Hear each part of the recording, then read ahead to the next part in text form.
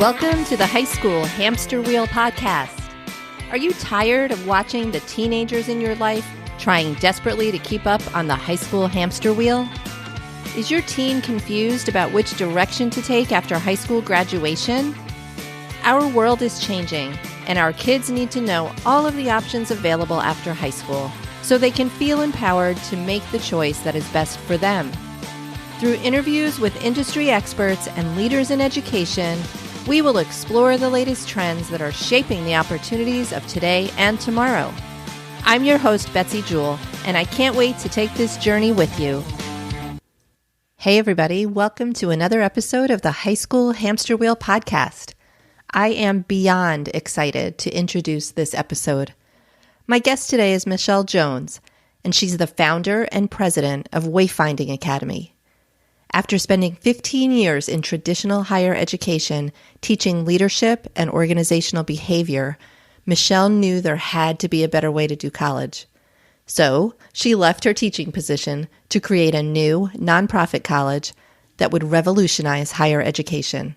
Hi, Michelle. Thanks so much for being here today. Hi, Betsy. Thanks for having me. Let's see where to begin. I have so many questions. Why don't you start by giving us a brief introduction to you and your journey, a little bit of background about how you got to where you are today? Yeah, absolutely. I'll try the short version, but feel free to ask follow-up questions if you want to. I am, as you mentioned, I'm the founder and president of Wayfinding, which is a brand new kind of college. I've been doing this for about 4 years now. I had never started a college before. I didn't know anybody else who had, so I took a pretty big risk and went out on a limb to do it. But it felt like the right thing for me to do after I spent about 15, 16 years in the traditional higher education system as a professor. So my background was mostly doing that. Essentially from the time I went to college when I was traditional college age, about 18, 19 years old, I've been in the higher education system ever since. First as a student, then as a grad student, then as a faculty member. And during that time, I had my own experiences as a student and a faculty member, but then I started hearing a lot of complaints and frustrations mostly from students, sometimes from other staff and faculty, about how they felt like college wasn't actually helping them figure out what they wanted to do with their lives and get ready to start doing it. And I agreed that that's what I thought college should be doing. That was the purpose of it. And I also agreed that unfortunately that wasn't happening for the vast majority of students that I would teach. And so after hearing a lot of frustrations for an awful lot of years, I finally decided, well, I think we could probably do college better. And so I set out to design what I thought a better kind of college might look like, and then took the leap and started Wayfinding about 4 years ago. Awesome. So I watched your TED Talk called How to Do College Better, and that's what got me started on a path to learn just about everything I could about you and about the Wayfinding Academy. I was so impressed by the approach that you take, especially for young people. I keep having this conversation with parents of teens, and with teens as well. It's so hard when you're 16, 17, 18 years old to know what you want to do for the rest of your life, right? I mean, none of us really do. We don't know in our 20s. We don't know in our 30s. And having an opportunity to dig deeper into who you are and what's important to you and how you want to make an impact in the world, I think that's incredibly valuable. Can you talk a little bit about the wayfinding experience and what students can expect when they first arrive? Yeah, and I echo everything that you just said. I think we put a lot of pressure on young people in these days to make these decisions, and we sort of present them as one path, that everybody needs to do the same thing in order to get to where they're trying to get to. And I think that advice is no longer applicable. Things have changed. And I'd much rather us have the advice that we're giving young people at that decision point be pause for a moment and really reflect on who are you and what do you value and what do you care about and what do you think you want to do, and then choose the path that is the right fit for you. Because going to a 4-year college straight out of high school is certainly not the right path for everybody. And we sort of present it like it is the only option. So a big piece of what I'm doing is trying to change that conversation and create other options. And so the wayfinding experience starts with those questions. We actually start with those questions before they arrive here. So the application process and the conversations with our recruitment team, who we call our matchmakers, is all about that, is all about trying to find a good match. And all of those conversations are centered around, what do you think you want to do? Why might you want to come to Wayfinding, or any college for that matter? What else are you considering? And trying to see if we're a good partner for each other. Like, based on what they think they want to do, can we help them to get to that place? And so we start that. We ask a lot of questions in the application stage about that, so that by the time they get here, they're already thinking along those lines. And then the first experience they have here is orientation for a week, where they get to know their cohort mates and sort of understand that everybody else is also asking those same questions and wondering those same things. And then their first two courses are, the first one is Wayfinding 101, which is like a deep dive for 12 weeks into a lot more of those issues of who are you, what do you value, what are you passionate about, what do you think you want to do with your life. And they do some informational interviews. We help them get started with that. And then the other class is a society-focused class, which is about what's going on in the world. Big, heavy topics. Things are not going super great in the world right now. And a lot of young people, they already know that, but they feel helpless to do something. They're just not sure what they can do about it. So that course tries to introduce them to some options for what they could do about it. And when you pair that with the self-exploration, each of them can find their own way to start taking some steps forward into their personal contribution to the world. So that the goal is that they can identify their purpose while they're here with us. And by the time they graduate, they're doing something in the realm of what their purpose is. And they can keep doing that after they finish. I love that. I love even the application process. It just turns that whole admissions process on its head. You don't ask for GPA or SAT or any of those scores or grades, do you? That's correct. No, none of that. They're welcome to give it to us if they want to. If they feel like that's a piece of their story that helps round out who they believe they are, they're welcome to share that with us, but we don't ask for any of that. And I love that from day one, they're thinking about what they want to be doing, how they want to spend their time, what they're passionate about. I just had this conversation with somebody this week. When you start college, you start with your gen ed requirements, all that stuff you don't really care about. Right. Unless, of course, you're a math major or whatever. But I love that students at Wayfinding Academy immediately start thinking about that core area of study and what they're most interested in. So can you tell me a little bit about a typical student who might come to Wayfinding Academy? How do you find them? I mean, I guess obviously they find you, but how does that work? That's a great question. It's as a new college, I've traveled around the country and I've talked to a lot of admissions officers at other alternative colleges, and they've been doing this a while. And so they have, their formulas and their databases and there are all these different things that they do. And it's been an interesting journey for us because we've found that the number one way that people find us that is especially good for when we look at the students who come here and thrive here and succeed here, the best source tends to be some form of personal referral. Somebody who knows about us and who knows the young person and can say, hey, I think this might be a thing you might want to consider based on what I know about you. And that could be a teacher, it could be a family member, it could be a parent, it could be a friend, it could be anybody. But those seem to be our very best ways to find the really good fits for us. And then the other very, maybe almost opposite end of things is that people find us through the internet, through social media, through Google searches, through things like that. And I guess what they tell us is that something about the way that we show up online is fairly authentic to who we really are when you meet us. So I think they do that initial outreach with a little bit of like, well, let's see if this is for real. And then when our matchmaker, Jonathan, responds, they're like, oh no, that matches what I saw online. This seems to be for real. So they find us, I suppose, in that way.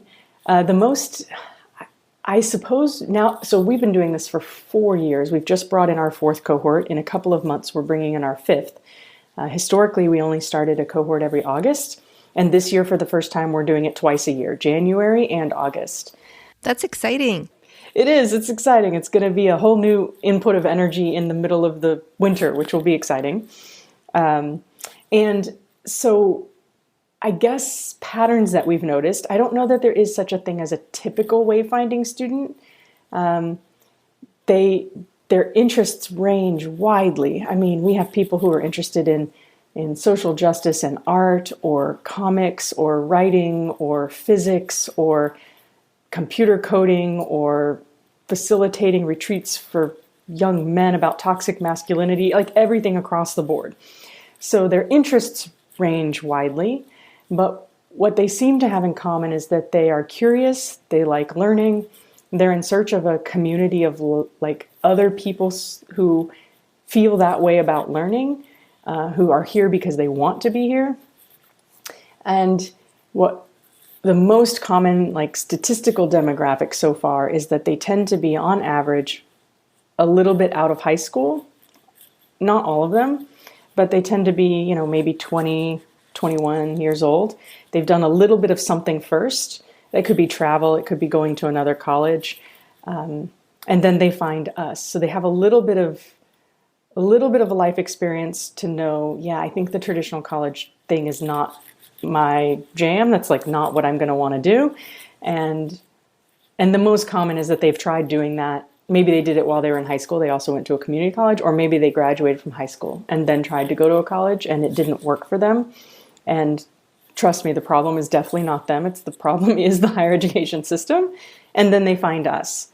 So I guess that's sort of the most typical experience, but we also have folks who come out of high school and thrive. They tend to be a little bit more mature and self-aware. Yeah, I was going to ask about that. If you saw many students right out of high school, because I would wonder if you would have to, for lack of a better term, do a selling job to the parents, because you're so non-traditional. For most parents that I know anyway, it's 4-year college, or it's a typical 2-year community college, or something fairly well known. So you're a new concept, a new idea. How do parents respond to that? Yeah, maybe I can tell you 2 short stories from just last week that I think sort of capture the spectrum of how that works for us. Lately, we're hearing from a lot more parents than we've ever heard from before. In the past, it's been mostly the students who reach out first, and now our matchmaker, Jonathan, is spending a lot of time talking to parents first and then the students second. But just last week, I had a phone call with a dad in New Jersey. His son found out about us, and his son went through the entire application process with us and then told his dad. He's from a very traditional Asian family, and the expectation was very clearly you go to a very well-regarded traditional 4-year college, and it's also East Coast, right? So there's a lot of dynamics there. And the son went through the whole thing and decided, this is the place for me. And he pitched his dad on, this is the place for me, and I would like your support to do this. And so then the dad called multiple members of our team to do his due diligence to say, this matters to my son. I have a few questions. And so I don't know that I would say that we had to sell the father on it. I think it was just the father wanted to make sure that his son would be cared for and respected and would get something valuable out of it, which I think is a totally reasonable thing for a parent to want for their kids. And it was so obvious that this dad loved his son so much and really wants what's going to make him the happiest, even if that's a thing that he's never even heard of before as a possible path. Wow, that's amazing to hear a parent being that supportive with knowing that little about the opportunity. Yeah. And then on the other end of the spectrum, I was at an event the other day where I ran into a woman who I've known for years. I've known this woman for many, many years. We travel in the same circles in the nonprofit world here in town. And at this event, she knew she was going to run into me, so she brought me a bouquet. And she said, I'd like to give you this to say thank you. And I said, what for? This doesn't seem necessary. And she said, I've been telling my son about wayfinding for at least a year now.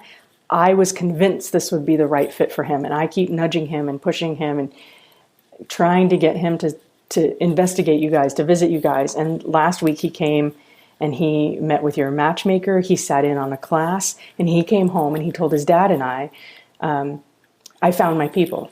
These are my people. This is where I belong. This is where I want to be.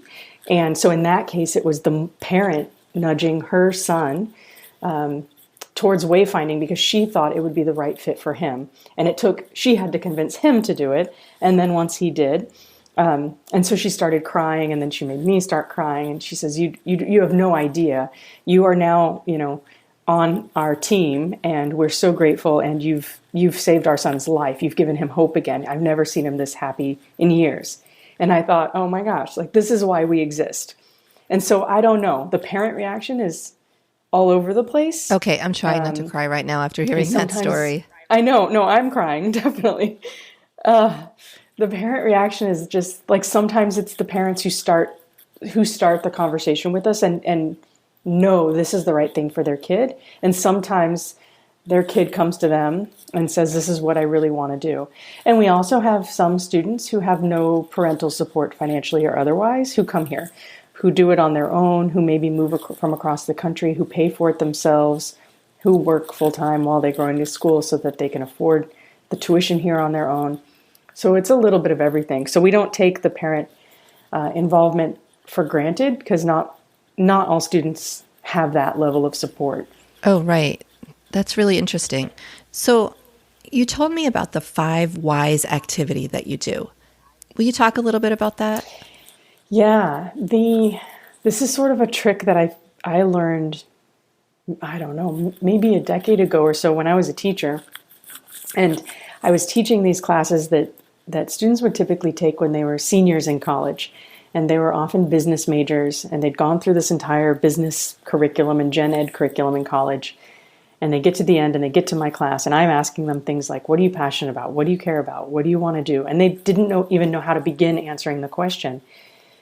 And they'd often get kind of angry that somebody had not asked them this earlier in their college career because they felt like this would have been helpful to them choosing a major or choosing internships or choosing classes to take as electives or what have you.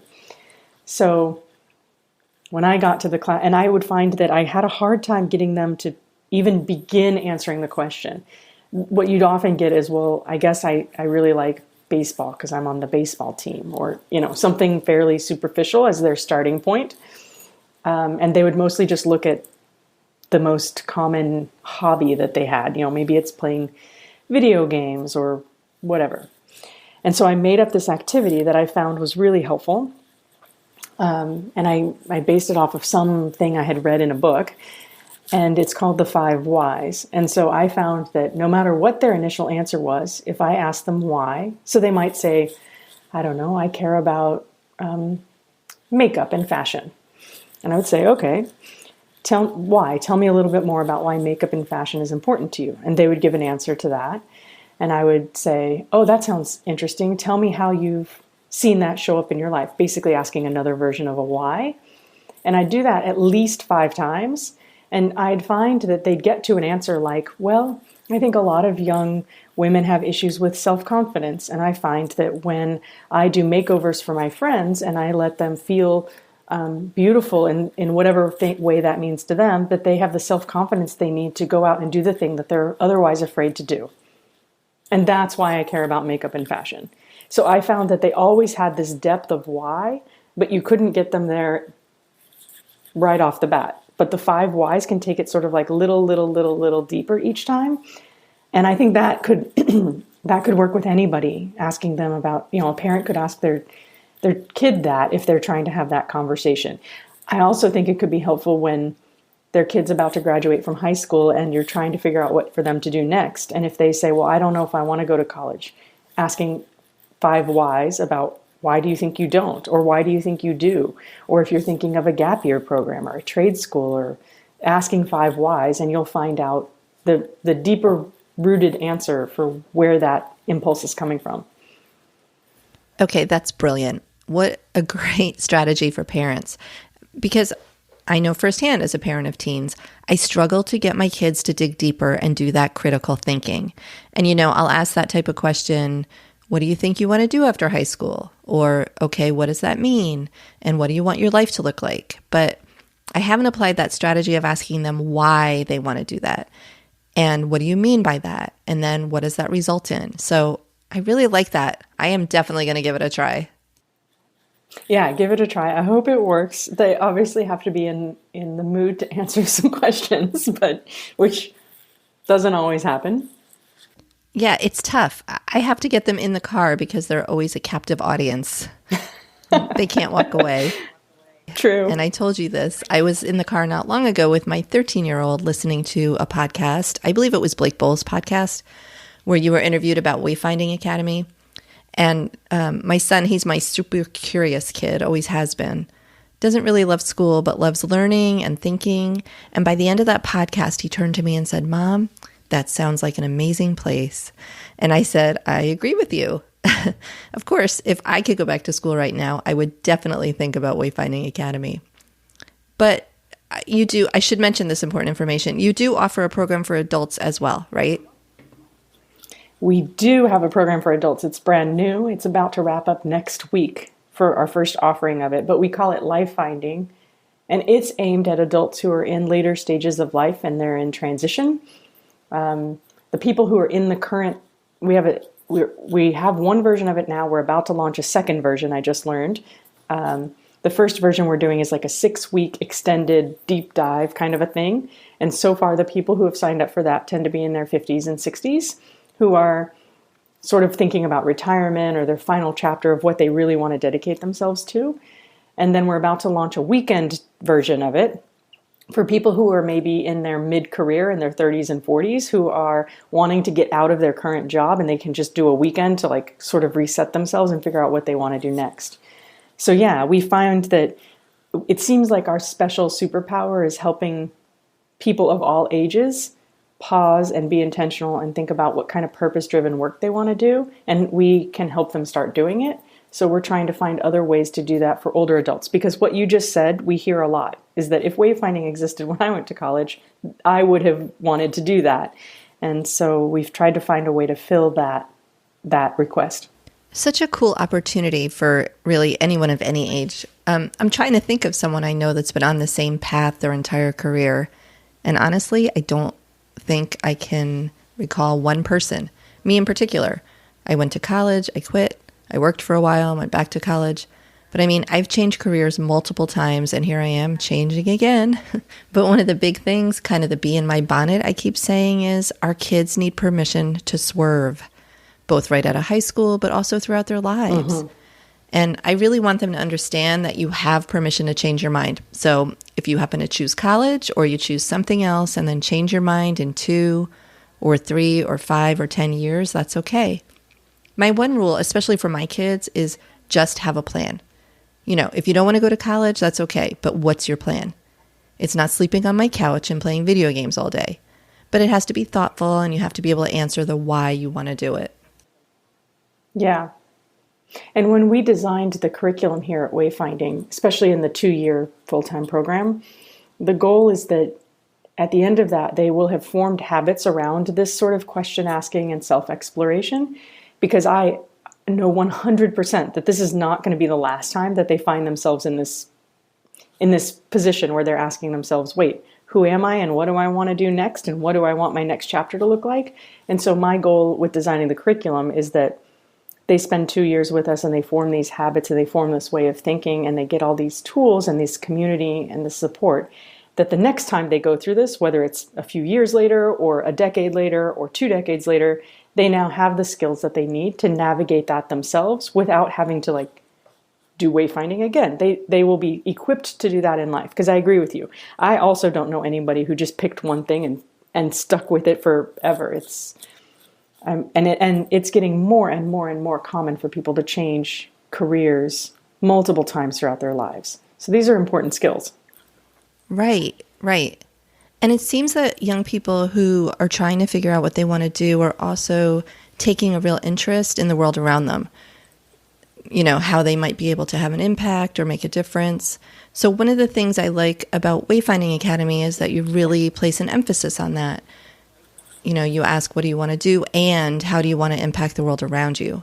So do you have specific courses within your program that help them think through those sorts of things? I think every course deals with those types of topics.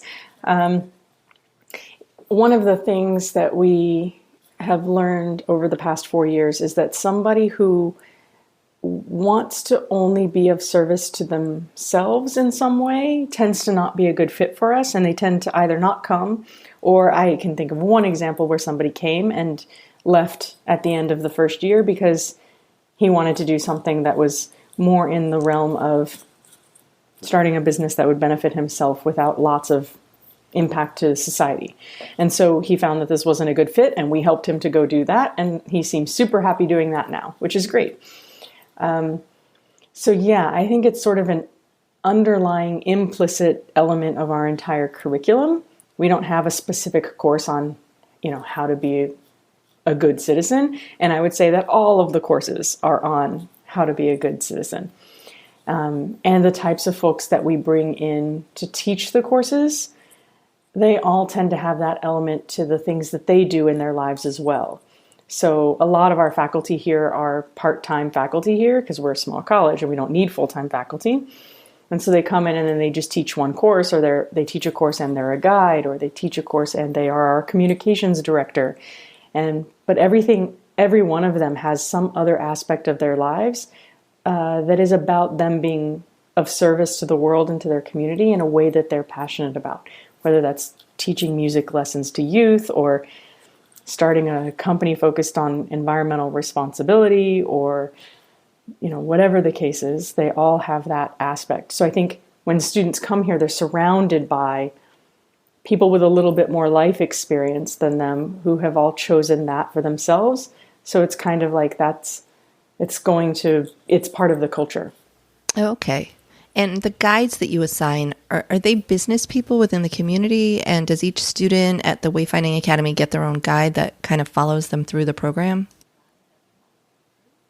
Yeah, quick rundown of what it's like to be a student here at Wayfinding. You and I have talked already a bit about the core courses. So there's 9 core classes that all students take. They do it in a cohort model, so that's like their home-based community. And sometimes we blend them with other cohorts so that they're expanding that tight community. Then they all take workshops that we call labs, which are like short course, specific topic focused. A lot of them are skill building things like personal finance, or travel hacking, or the physics of everyday things. And then they all do 2 internships while they're with us, so that they're actually trying out something that they think they might want to do later, which is super important. That is brilliant. I feel like it's essential to being able to thrive in whatever you choose to do later. And they all get a guide. So they all have, and what we mean by guide is, it's like, I've never seen it any other place, so describing it takes a little bit of stretching. It's like a holistic academic advisor. And it's somebody who helps them check in with them. Every week, every student meets with their guide for 45 minutes. And every week, the guide checks in with them about how things are going academically for them, personally for them, and professionally. So that looks different depending on if they're at the beginning of the program or closer to the end. So at the beginning, they might be talking about internships or projects that they're doing for classes, or how it is they maybe just moved to Portland to come to Wayfinding and how they're settling in. And then when they get close to graduation, it's about what are your next steps and how do we help you get ready for those things. And putting all of their work that they've been doing over the 2 years into their online portfolio, so that they have a quick link that they can send to whoever they want to say, this is what I've been doing for 2 years, and here's examples of my work. Those guides are staff members here, so they're not volunteers. They're people who are on our staff. Often they're in multiple roles with us, so that they have a holistic perspective on how everything works at Wayfinding. And their only focus in the role of guide is to help those students get the most out of the 2-year program and be prepared for their next steps. So it's kind of like a buddy system where you have somebody to help you along. Yeah, and introduces new ideas that you might not have thought of. And one of my favorite ways to think about it is the guides often serve the role of being the story catcher for the students. Because, when you're going through a thing in your life, especially over the course of 2 years, you're going to say a lot of different things, and it gets all confusing up in your head about what you've said and what you're doing and how you're tracking this. And so the guide can catch all those stories and reflect that back to the students, saying, well, for the past 9 months, I've heard you talking about a real interest in comic book design. Have you thought about, and the student might not have noticed that they had mentioned it consistently for 9 months.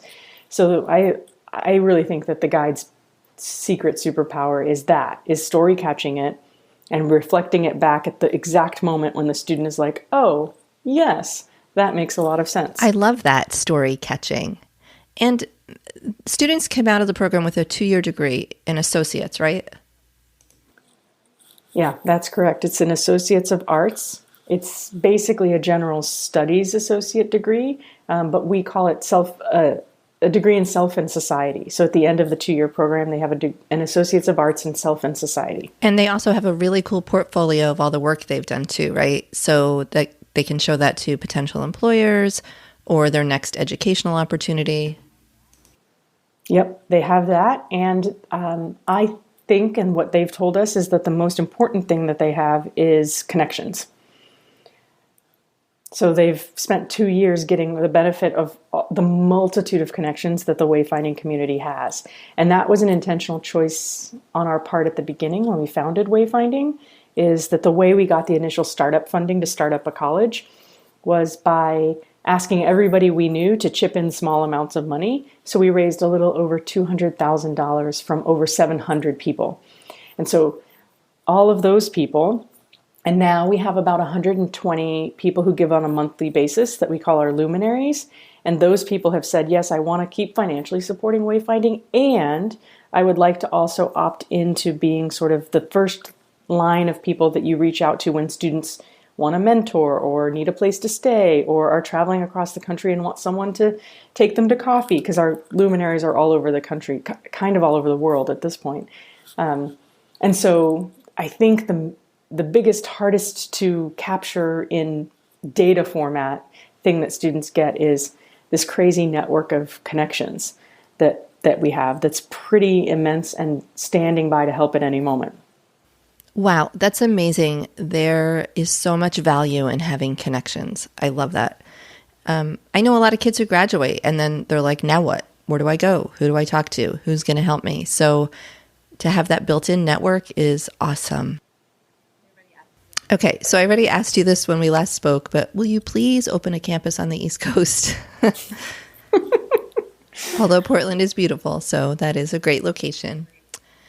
Okay, sadly, I'm going to start to wrap up. I could talk to you all day, but I would like to ask you one question.